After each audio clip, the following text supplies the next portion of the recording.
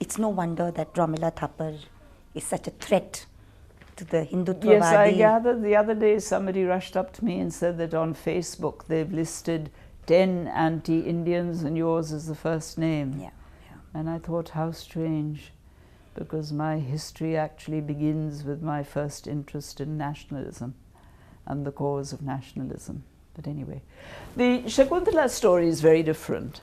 That was really something that grew out of I graduated from the Punjab University with literature honours, and I was very interested at that stage in doing literature. Then I switched to history. It's a big loss to literature, huh? I don't know about that. But that started off with this question of what is the relationship between fiction and history? Where a historian knows that something is fictional, how does he or she look at it? And I picked up the Shakuntala story because it occurs again and again. It's in the epic, in the Mahabharata. It's Kalidasa. There's a lovely Braj Bhasha version. And then it's translated into English and German. And so Urdu also. Urdu also at one point. The epic version is very interesting. And then yes, when I looked at all these versions, I realized that the way in which they were treating her as a woman was very different. In all these versions? In all these versions. And that intrigued me. The Mahabharata, she is a young, feisty woman who makes a condition and says, all right, we will have a Gandharva marriage, but the son born to me will be your heir.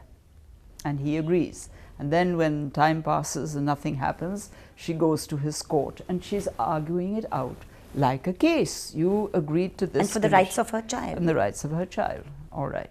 In the Shakuntala version, she's much more subdued. And he kind of muffs the antagonism by bringing in the story of the curse and the ring, so that Dushyant really isn't all that guilty, and you know, there's an extraneous... This is the Gupta period, no? It's the Gupta period, yes, the golden age. And this is where the extraneous element comes in.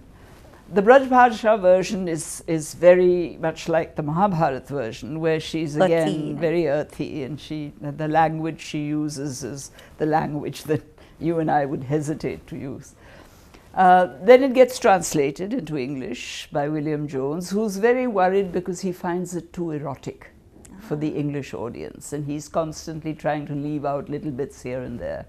And for example, he says there's this one verse where Kalidasa is describing her and says that the heaviness of her hips is such that as she walks across the sand, the stamp of her heel is quite deep in the ground, you see. And William Jones thought this was much too erotic, and so on. Anyway, but the interesting thing is that his version is translated into German and is an absolute hit with the German Romantic movement. I mean, there is praise after praise, and you know, she was such a great character, this is such a great story, and so on.